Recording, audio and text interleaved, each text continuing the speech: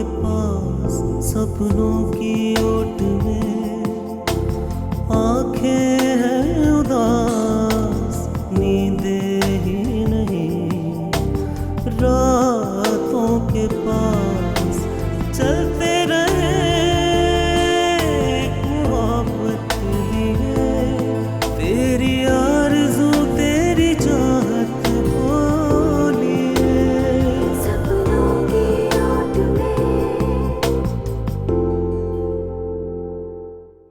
अब्बा जान, न जाने आप ही ने शाहीन और इरम से क्या कह दिया है। वो दोनों बहुत अपसेट हैं और शाहीन तो वो घर छोड़कर जा रही है। हालांकि आप सब लोग जानते हैं कि इस घर में आते ही मुझ पे क्या बीती है, मगर आतिफ मैंने तो फिर भी कोशिश की है ना कि मैं आप सबका ख्याल रख सकूं, खुद को संभाल सकूं। एक एनजीओ चला रही है, सोशल बैकग्राउंड है तुम्हारा, स्टेटस है, दुनिया भर के लोगों से मिलती हो। जल्दी या बदेर तुम्हें भी कोई नौजवान प्रपोज कर देगा। एक बार वो बुढ़िया हमारे घर में आ जाए फिर तो हमारे कब्जे में होगी। हम थोड़ी सी उसकी खातिर वातिर करेंगे और फिर से बहला फुसला के इस बात पे राजी कर लेंगे कि हमें अपने घर ले जाए। दुकान का किराया भी बच जाएगा हमारा अबूजी। सपनों की ओट में।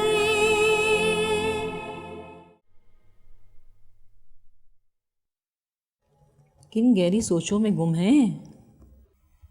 मैं सोच रहा हूँ कि हम कराची इसलिए आए थे कि यहाँ आपका इलाज बेहतर तौर पे करवा सके और गज़ल बेटी के साथ बहू आपकी खिदमत कर सके।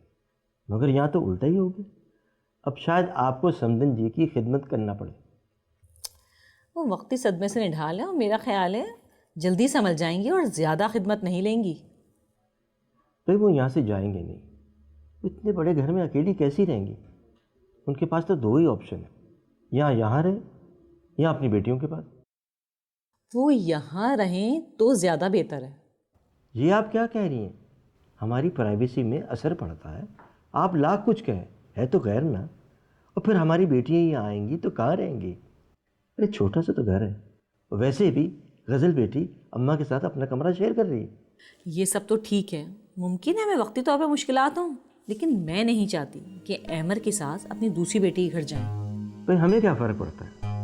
हमारी बेटी वहाँ थोड़ी है, बल्कि उनकी बेटी हमारे यहाँ है। और मुझे तो सदफ सीधी सादी भोली भाली लड़की लगती है। मेरा ख्याल है ये आपकी खाम ख्याली है। और फिर इरम की नंद को क्या पड़ी है कि हमारे मामलात में दखल अंदाजी करे? आप बड़े ही भोले हैं, कुछ समझ ही नहीं रहे हैं। तो आप समझा दीजिए ना। आस्ताने रज़ी एक बहुत बड़ा मकान है। राजिम की वफ़ात के बाद उसके दो ही वारिस बचे, एक अपनी सदफ और दूसरी इरम। मैं नहीं चाहती कि इरम के ससुराल वाले बेगम रज़ी को अपने साथ ले जाएं, उनकी ज़िंदगी में ज़मीनों के कागजात पे साइन करवा लें, अपनी सदफ और अहमर के हिस्से में कुछ ना आए। बड़ी दूर की कौड़ी लाई हैं आप। अरसलान साहब, ये ज़िंदगी की हकीकत है, कभी इस एंगल से भी सोच लिया करें।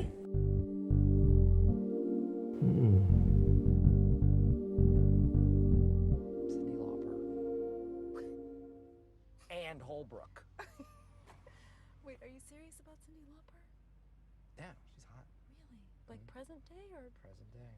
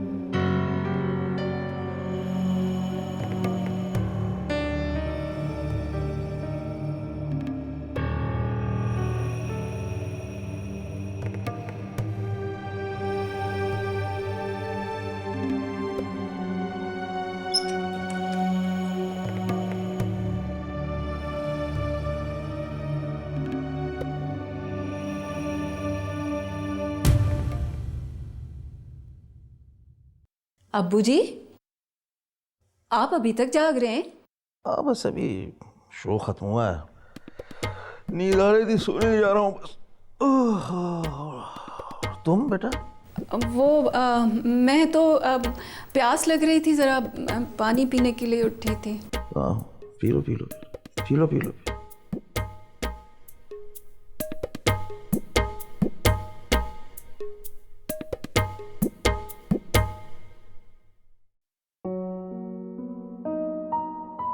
Good morning. Good morning. भाभी आप इतनी जल्दी उठ गई? मैंने तो सुना था कि भाभियां बड़ी देर देर तक सोती हैं, लेकिन शायद आप सोई ही नहीं। नेकी का तो जमाना ही नहीं रहा। मैंने सोचा कि बेचारी गजल कैसे इतने सारे लोगों का नाश्ता अकेले बनाए, तो मैंने सोचा हेल्प कर दूं। नहीं भाभी, वैसे तो मैं छोटी नंद हूँ, लेकिन काम बहुत बड़े करती हूँ। आप जाइए, भैया को तैयार कीजिए, नाश्ता मैं बना देती हूँ। वैसे कुछ दिनों के बाद ये सब काम आपको ही करना पड़ेगा। क्यों, तुमने कोई अपने लिए हैंडसम सा लड़का तलाश कर लिया? नहीं, आपकी खिदमत क्यों कर रही हूँ? इसीलिए ना कि मेरी प्यारी सी भाभी है, वो मेरे लिए लड़का ढूंढने की कोई अच्छा सा प्यारा सा हैंडसम सा। लेकिन अभी तो मैं कराची में कोई अच्छी सी जॉब करूंगी, और उसके लिए आपको यहाँ पर घर पर काम करना पड़ेगा। हाँ जरूर जरूर, अगर कोई अच्छी सी जॉब मिल जाए तो जरूर करो, बहुत अच्छा। Thank you. चाय को देख लेती हूँ, ऐसे ना हो कि चाय खराब हो जाए। मैं टोस्ट गर्म कर लेती हूँ। ओके।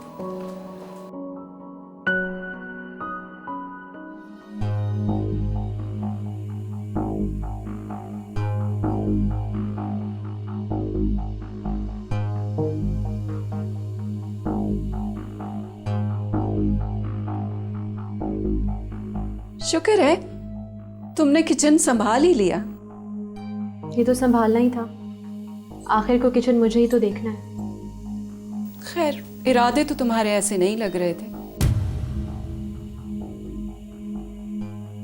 वो तो जब आतिफ ने ऐलान किया था कि कराची में वो किसी लड़की से शादी कर रहा है, तो मैंने तो तभी फैसला कर लिया था कि मुझे कराची आना ही पड़ेगा।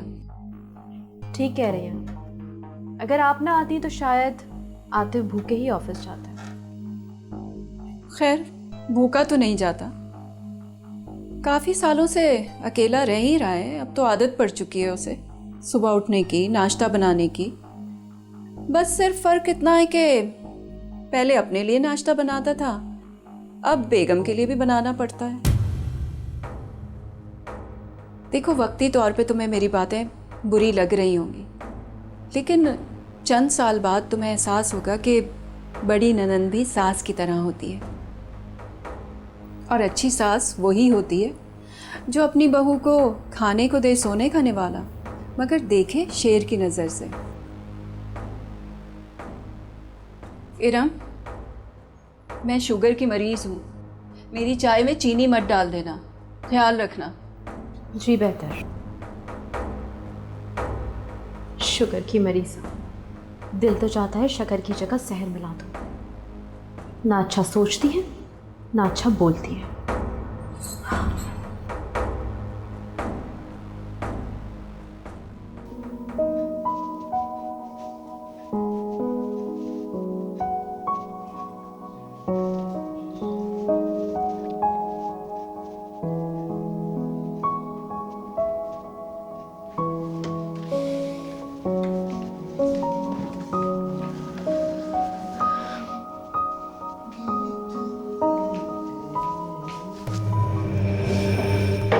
अस्सलाम वालेकुम अंकल।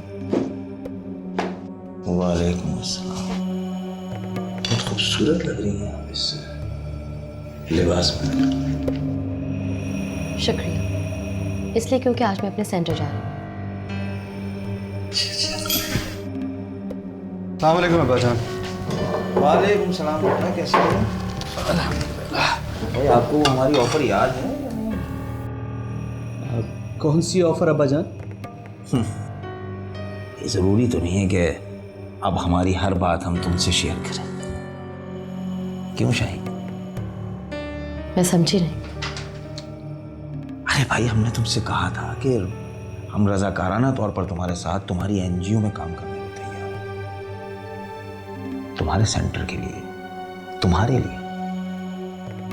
अरे हाँ शाहीन, अगर तुम्हें अब्बाजान की हेल्प चाहिए तो तुम ले सकती हो, क्योंकि अब्बाजान पब्लिक डीलिंग में बहुत अच्छे हैं। कोई रूठा हुआ हो तो उसे बहुत अच्छे तरीके से मना लेते हैं। इस बात का तो मुझे अमली तजुर्बा हो चुका है। अब्बाजान, आप कौन सा अंडा खाएंगे? शुतुरमुर्ग। जी। हमारे यहाँ मुर्गी का ही तो होता है भाई, मुर्गी ऑमलेट। शाहीन, तुम आज जा रही हो?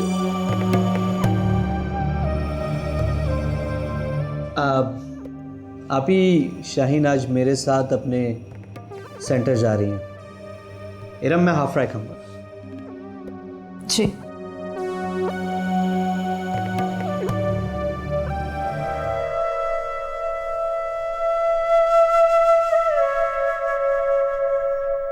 सदा बेटा, अस्पताल से राजिम की खैरियत का कोई फोन आया है? सदा, क्या बात है बेटा, तुम मुझसे कुछ छुपा रही हो क्या? है, इधर देखो, इधर देखो मेरी तरफ। नहीं अम्मा, अब आपसे क्या छुपाना।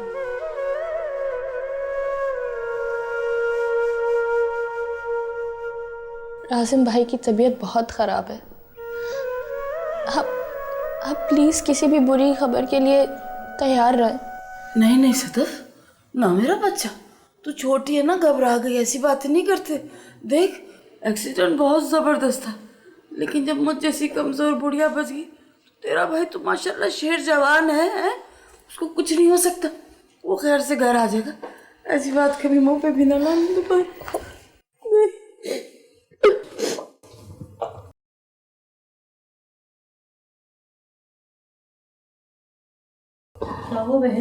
कुछ नहीं, कुछ भी तो नहीं, बच्ची है ना, बस घबरा गई अपनी भाई की बीमारी का सुन के। मैं ऐसे कह रही हूँ कि तेरा भाई माशाल्लाह शेर जवान है, वो तो फौरन से घर आ जाएगा, ऐसी घबरा गई।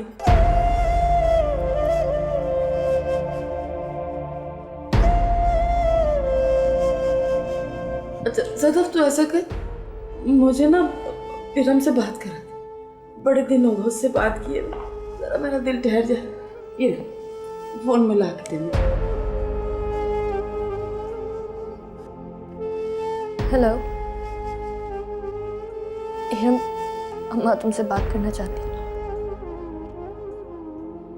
हेलो, हाँ इरम, नहीं मैं बिल्कुल ठीक हूँ, बस ये सदफ जरा सी घबरा गई थी। मैं इसको कह रही हूँ तेरा भाई बिल्कुल ठीक हो के घर आ जाए। हाँ, बस तेरे से दिल उदास था। जी जी अम्मा।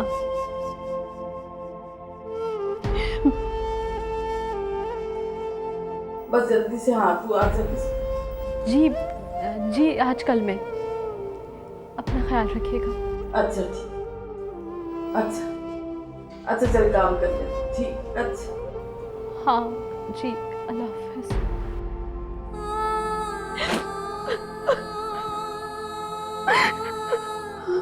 इरम,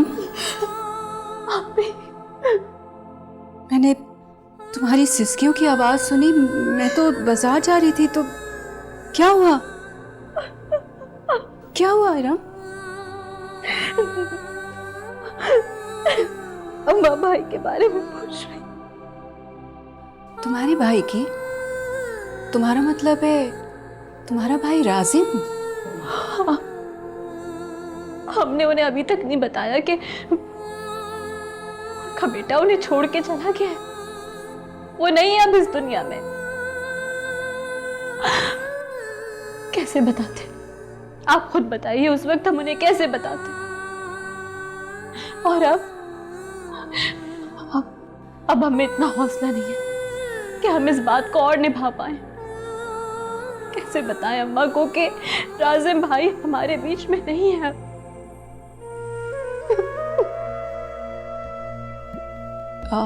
देखो, अगर ये बात है तो तुम अपनी अम्मा को यहाँ बुलवा लो। अभी आप? इरम देखो, मुझे गलत मत समझो, मैं गुस्से की तेज जरूर हूँ, लेकिन मेरे सीने में भी दिल है। मैं तुम्हारा गम अच्छी तरह समझ सकती हूँ। इसीलिए तो कह रही हूँ कि अगर तुमने ये बात अपनी अम्मा से छुपाई हुई है तो फिर उनको यहाँ बुलवा लो, बेहतर यही होगा। उनको यहाँ ले आओ? हाँ, देखो मैं इसलिए कह रही हूँ कि तुम्हारी बहन सदफ नासमझ है, छोटी है, और फिर उसकी वो नंद, अगर उसके घर वालों ने अम्मा के सामने ये बात कह दी तो तुम्हारे सब किए कराए पे पानी फिर जाएगा। यहाँ तो तुम हो, बड़ी हो, समझदार हो, मैं हूँ, आतिफ और अब्बू जी हैं, हम लोग एहतियात करेंगे। भी आप ठीक कह रही हैं, आप कितनी अच्छी हैं। मैं आपको क्या समझती थी और आप कितना अच्छा सोचती हैं हमारे लिए। इसीलिए तो कह रही थी कि शाहीन यहाँ से चली जाए। इतना छोटा सा घर है, अब तुम खुद ही सोचो इतने सारे लोग कैसे रह सकते हैं घर में। अच्छा सुनो, मैं सब्जी लेने जा रही हूँ। अगर देर हो गई ना तो सब अच्छी अच्छी छांट के ले जाएंगी और हमारे हिस्से में गली सड़ी आएंगी। आती हूँ मैं। अच्छा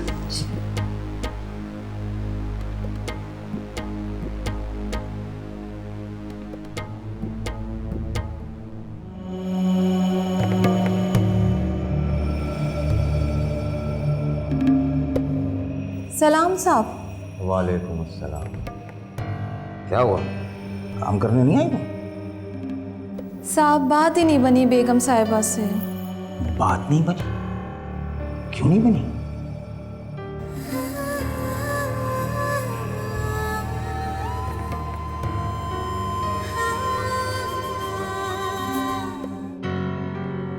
तुम तो इतनी अच्छी हो, बात तो बन जानी चाहिए थी।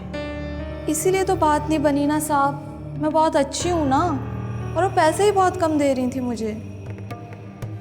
अच्छा, वो कितने दे रही थी? सिर्फ 1500। और तुम कितने मांग रही थी?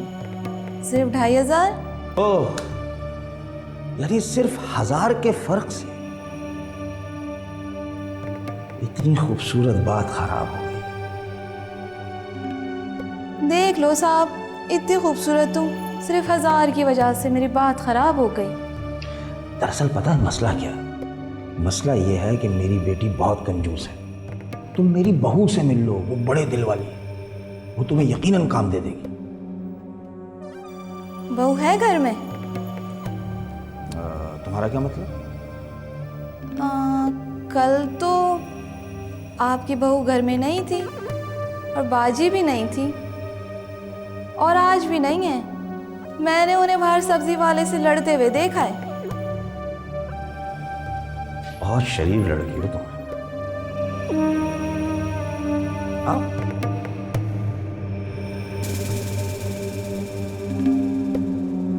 आओ आओ।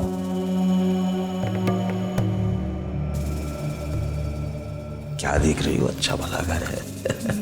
अच्छा, मैं बहू को अंदर से बुलाता हूँ, ठीक है ना?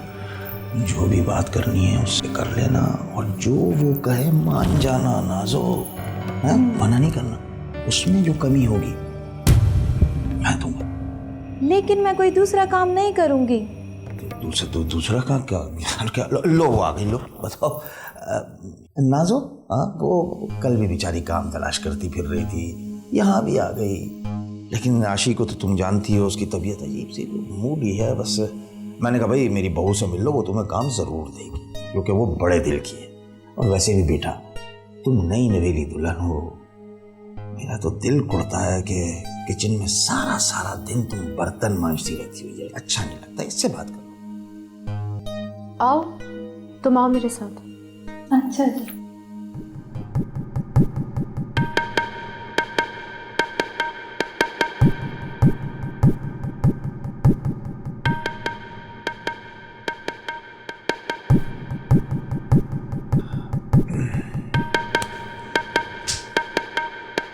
जी मिसेस सलीम, कैसी हैं आप?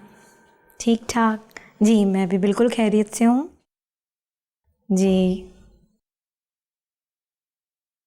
जी जी बिल्कुल, हमारा तो यही काम है जी। बिल्कुल है, आप जब बोलें, जब मैं आपको लड़कियां दिखा दूँ असल में दरअसल मसला ये है कि लोग ये कहते हैं कि 16 साल की लड़की चाहिए और ऊपर से डॉक्टर या इंजीनियर हो। तो आप सोचें कि 16 साल की लड़की ने बामुश्किल मैट्रिक किया होगा, मेरा ख्याल है। चलें फिर भी ठीक है। जी जी जी, अच्छा अच्छा अच्छा। और आप क्या कह रही थी? अच्छा, आपका कोई भाई है जो 40 साल का है? अच्छा अच्छा अच्छा। लेकिन मेरा एक मशवरा माने, अपने भाई के लिए 16 साल की लड़की ना देखने बैठ जाइएगा। मेरे पास एक लड़की है और बहुत ही प्यारी है, 30-32 साल की। ठीक है, आप जब कहेंगी मैं मिला दूंगी। बहुत ही खूबसूरत और बहुत ही सुघड़ है, आपके पूरे घर को संभाल लेगी। जी ओके, आप जब चाहें मिल लें। ठीक है, ओके, अल्लाह हाफ़िज़। और सुनाओ आयशा, कैसी हो?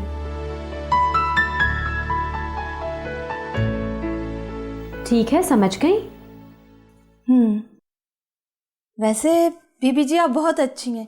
वो पहले वाली बाजी तो बहुत कंजूस थी, 1500 से आगे ही नहीं बढ़ रही थी। अच्छा बस ठीक है, लेकिन वो जो पहले वाली है ना, उनको तुम ये मत बताना कि मैं तुम्हें 2500 रुपये दे रही हूँ महीने के। उनको 1500 का ही कहना। 1000 रुपये मैं अपने पास से दे दिया करूँगी हर महीना। क्या देख रही हो, अच्छा भला घर है। अच्छा, मैं बहू को अंदर से बुलाता हूँ, ठीक है ना? जो भी बात करनी है उससे कर लेना, और जो वो कहे मान जाना। नाजो, मना नहीं करना। उसमें जो कमी होगी मैं दूंगा। ये तो और अच्छी बात हो जाएगी। क्यों? वो मैं तो इसलिए कह रही थी कि वो आपकी नंद यही समझेंगी ना कि आपने पैसे नहीं बढ़ाए मेरे उनके एहतराम में। वो बीबी जी एक बात पूछना थी, आप दोनों सुबह घर पे तो रहती हैं ना? हाँ, घर पे ही होते हैं। तुम क्यों पूछ रही हो? वो आपके ससुर हैं ना, वो अकेले होंगे तो मुझे ज़रा उलझन होगी काम करने में। कैसी बातें कर रही हो? मेरे ससुर बहुत अच्छे, नेक और शरीफ इंसान हैं। हाँ, शरीफ तो सभी साहब लोग होते हैं। वो हम ही को ज़रा अपना ख्याल रखना पड़ता है ना कि हमसे कुछ गलती ना हो जाए। वैसे बीबी जी मैं फिर कल आऊँगी, ठीक है? अच्छा ठीक है, वक्त पे आ जाना, देर मत कर देना। ठीक है, जाओ।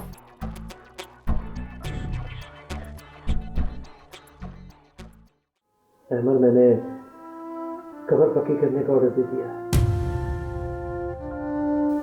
चंद दिनों में काम कंप्लीट हो जाएगा। कुदरत का खेल तो देखिए। कल तक जिस भाई की हम शादी की बातें कर रहे थे, आज उसी भाई की कबर पक्की करने की बातें कर रहे हैं। भूख लगी होगी तुझे, है? तू खा ले मेरा बच्चा। नहीं अम्मा, खैर है, अब इस वक्त क्या खाना। आज तेरे लिए 2 बोटियां बचा के रखी, आफिया को उठा देती हूँ, गरम करके खिला देगी। सुबह का एक पराठा ही तो खा के निकला हुआ होता है? कलेजा मुंह को आ रहा होगा। गोली मुझे इसलिए लगी कि मैं एक लड़की की इज्जत बचाने की कोशिश कर रहा था। एक कव्वाली की महफिल थी, दोस्तों के साथ चला गया। वापसी पर जब मैं एक सुनसान वीरान सड़क से गुजर रहा था तो एक लड़की की चीखों पुकार की आवाज सुनी।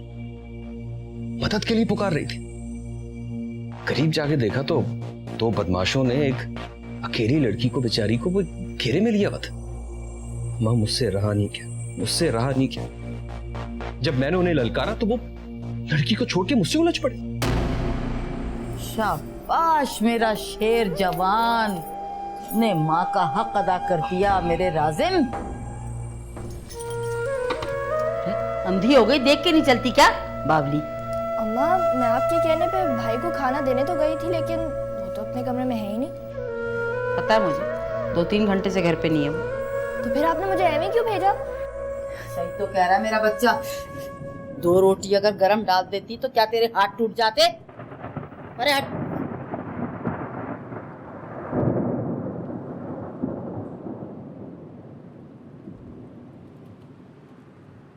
मेरा बच्चा इतनी मेहनत करके इतनी रात को घर आता है। कल आ ऐसे माँ एक बात, घर में कितना सन्नाटा हो जाएगा। सन्नाटा कैसा, माशाल्लाह तेरी दोनों बहनें ब्याही गई, शाहीन आ जाइए अल्लाह रखे माशाल्लाह। लेकिन अम्मा ये घाटे का सौदा है, 2 गई हैं तो सिर्फ एक ही आएगी। खैर से वो जो एक आएगी ना माशाल्लाह घर में रौनक ले आएगी। 3-4 साल में देखना कैसी रौनक हो जाएगी। भाई आस्ताना रजी में मुझे ढेर सारे बच्चे चाहिए। भाई मेरा तो दिल चाहता है मेरे चारों तरफ मेरा पोता पोती खेल रहा, मैं उनको कहानियां सुनाऊं, उनसे बातें करूं, लाड करूं। बड़ा शौक है भाई मेरा। राजिब, राजिब तेरे सामने।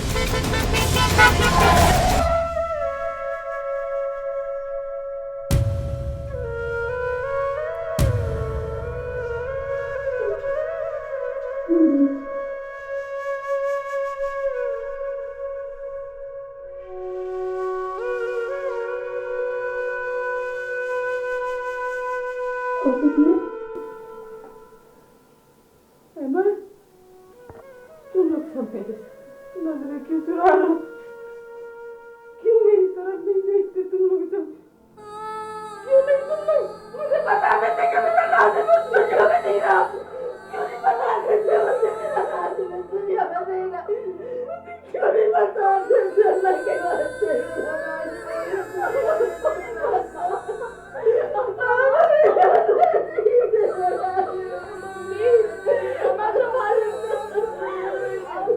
मेरा हमें ना आपकी बेटी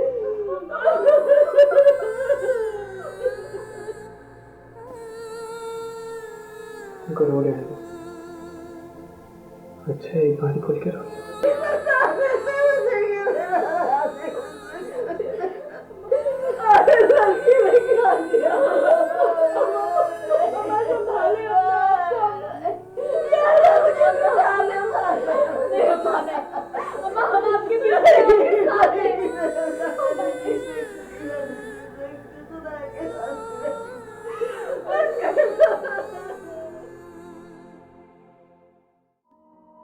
भाई ये अमर की सास तो बड़ी हौसले वाली। बच्चों ने भी तो बड़ी जिम्मेदारी का सबूत दिया है। रफ्ता रफ्ता उनको ज़हनी तौर पे तैयार कर ही लिया। हाँ ठीक कह रही हैं आप। वैसे साजदा मैं सोच रहा हूँ क्यों ना हम लोग सक्कर वापस चले जाए। यहाँ सब कुछ ठीक हो गया है, मगर यहाँ की ट्रैफिक और लोग इतने मसरूफ़ हैं कि एक दूसरे की खबर ही नहीं है उनको। भाई मेरा कौन सा दिल कराची में लगता है, सक्खर में ही अटका रहता है। वहाँ माशाल्लाह से दोनों सहर और समर जो हैं। तो क्या ख्याल है वापस चलने सक्खर? अब तो अमर की शादी भी होगी, बहू से मिल भी लिया और गज़ल की बहू से बनती भी है, माशाल्लाह अच्छी लड़की। अरे भाई वापस लौट जाएंगे, लेकिन 2 काम करने के बाद। वो कौन से?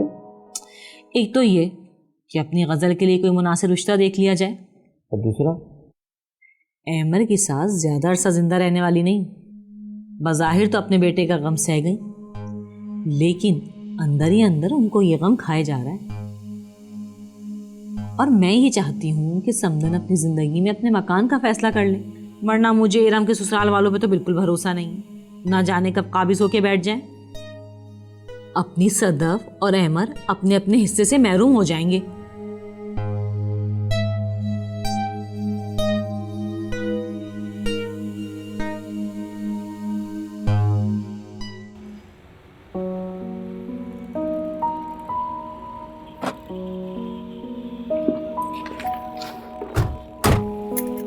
आतिफ आपको पता है आज मैंने आप ही की शख्सियत का एक नया रुख देखा।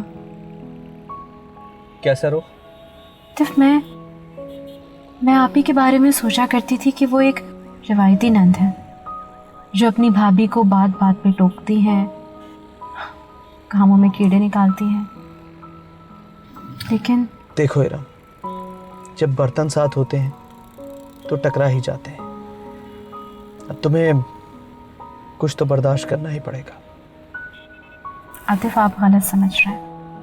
मेरे कहने का ये मतलब हरगिज़ नहीं था, बल्कि मैं तो ये कहना चाहती हूँ कि आप ही ऊपर से जितनी कड़वी दिखती हैं अंदर से उतनी कड़वी नहीं है। अच्छा, आज कोई ख़ास बात हुई? असल में आज अम्मा का फ़ोन आया था उन्होंने भाई के बारे में पता किया। मैं अपने आप को रोक नहीं सकी और रो पड़ी।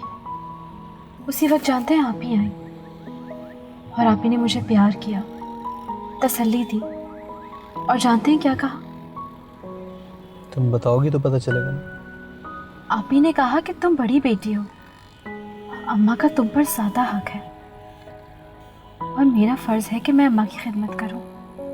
इसलिए मुझे चाहिए कि मैं उन्हें यहाँ अपने घर ले आऊं। लेकिन अब तो उनको यहाँ लाने का जवाब ही नहीं रहा। क्यों? बकौल आप ही के सदफ के घर में ज़्यादा लोग हैं और वहाँ ये राज छुपाना बहुत मुश्किल होता कि भाई अब इस दुनिया में नहीं रहे। लेकिन उस ज़ाहिर है अब तो अम्मा को वैसे ही सब कुछ पता चल गया, तो जवाब ही नहीं रहा उनको याद आने का। आतिफ, हम जानते हैं मेरा दिल क्या चाहता है। मेरा दिल चाहता है कि मैं अपनी माँ को अपने पास ले आऊं, अपने साथ रखूं, तो उनकी खिदमत करूं, उनकी देखभाल करूं।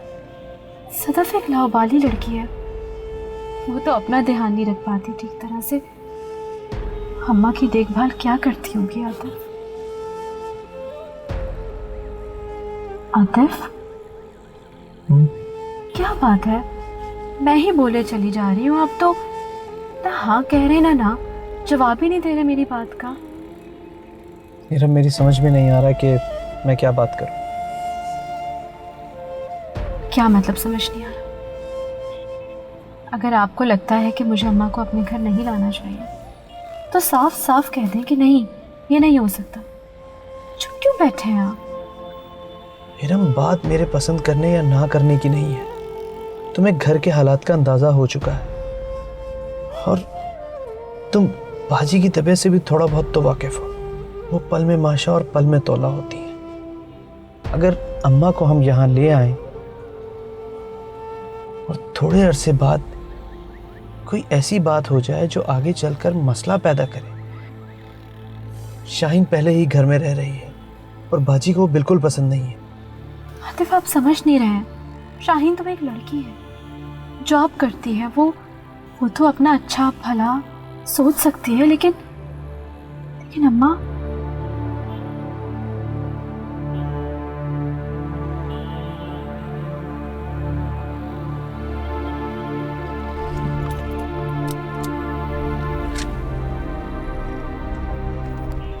मुझे एक सवाल का तो जवाब दे। इतने दिनों से फोन क्यों नहीं किया मुझे? सवाल का जवाब यह है कि ये गालिबन मेरी तीसरी कॉल है तुम्हें। मेरी पहली 2 कॉल्स अनअटेंडेड चली गई। ऐसा हो ही नहीं सकता कि आप मुझे कॉल करें मैं अटेंड ना करूं। मगर आपने की कब थी कॉल? हाँ, ये तो है कि कॉल थोड़ा लेट ही की थी। गजल, प्लीज मुझे सुबह एक आवाज दे दिया करो। अच्छा नहीं लगता, सारा काम तुम खुद संभाल रही होती हो। नहीं भाभी, आप रात को देर से सोई थी ना, तो मैंने सोचा मैं आपको आराम करने देती हूँ। आज भैया को नाश्ता मैं करवा लेती हूँ। हाँ सदफ बेटा, तुम अम्मा के पास चली जाओ। अम्मा अकेली रहेंगी ना तो सोचती रहेंगी। अम्मी, थैंक यू। आप लोग कितनी मोहब्बत करते हैं मुझसे। मैं सोचती हूँ कि मैं कितनी खुशनसीब हूँ। खुशनसीब तो हम हैं जिसको तुम जैसी प्यारी बहू मिली। वैसे भाभी, आप गलतफहमी में मत रहिएगा, आपकी नंद भी कुछ कम खूबसूरत नहीं है। गजल, भाभी को चिढ़ा नहीं करो। इसको अपनी नंद के लिए एक प्यारा सा दूल्हा भी तलाश करना है।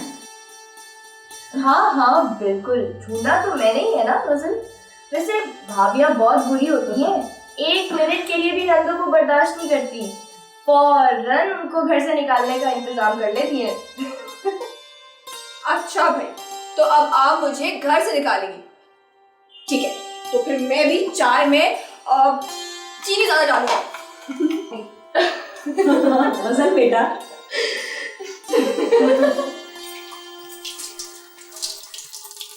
तुमने अपनी बहन से बात की अपनी अम्मी के लिए?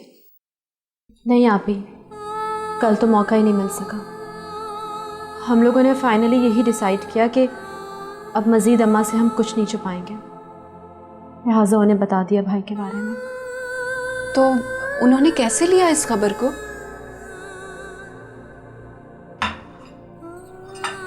वैसे ही जैसे एक माँ को अपने जवान बेटे की मौत की खबर को लेना चाहिए, गम और दुख के साथ, लेकिन बर्दाश्त कर गई।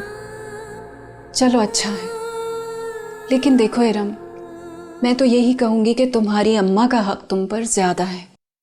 तुम बस शाहीन से कह दो कि वो अपना कहीं बंदोबस्त कर ले। भाभी आप कैसी बातें कर रही हैं? शाहीन को मैं इस घर में लेके नहीं आई हूँ, आतिफ लेकर आए थे। और जब वो जाने का कह रही थी तो आतिफ ने रोका था ज़बरदस्ती। अब मैं कैसे कह दूँ कि वो चली जाए इस घर से?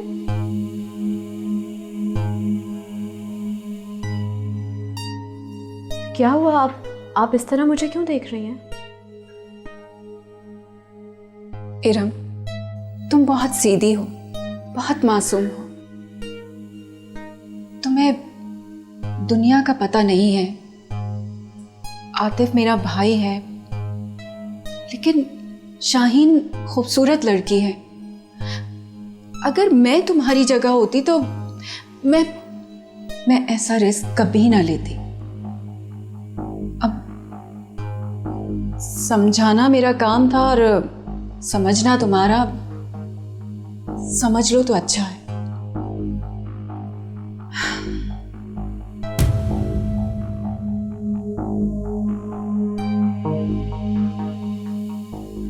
शाहीन, तुम्हारा सेंटर कैसा चल रहा है? बस ठीक ही चल रहा है। खुद को बहुत कमजोर समझने लगी। पहले राजिम था जो हर वक्त मेरे साथ रहता था, और दूसरी तरफ रबानी साहब की मुझे बहुत सपोर्ट थी, लेकिन अब खुद को बहुत कमजोर और तन्हा समझने लगी। ये बात तो है, लेकिन तुम्हें अब्बा जान ने ऑफर दी थी और ऑफर अभी तक वैलिड है।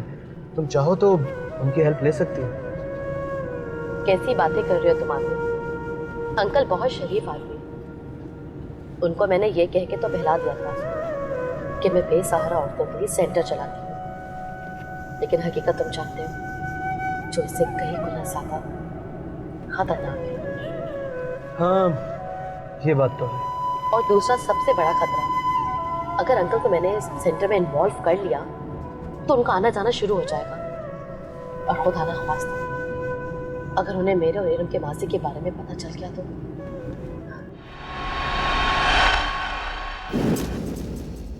सपनों की ओट में वो कह रही थी कि अगर बाजी ने बात कर ली है तो एक पैसा नहीं बढ़ा के दूंगी। वैसे बाजी एक बात है, आपकी भाभी आपसे डरती बहुत है।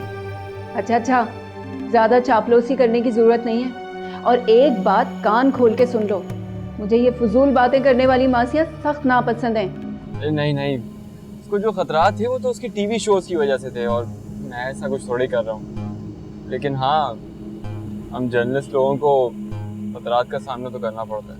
भाभी, ये सिर्फ आपकी वजह से मुझे कान पकड़कर कमरे से निकाल रहे हैं। मैं आपको देख लूंगी। कितनी जालिम भाभी है, नंद पर जुल्म हो रहा है और आप हंस रही हैं। और आपको नहीं पता, आप ही को भी एतराज है उसके यहाँ रहने पर। आप ही की तो खैर है। मुझे खुशी इस बात की है कि अब्बा जान भी शाहीन का ख्याल रखने लगे हैं।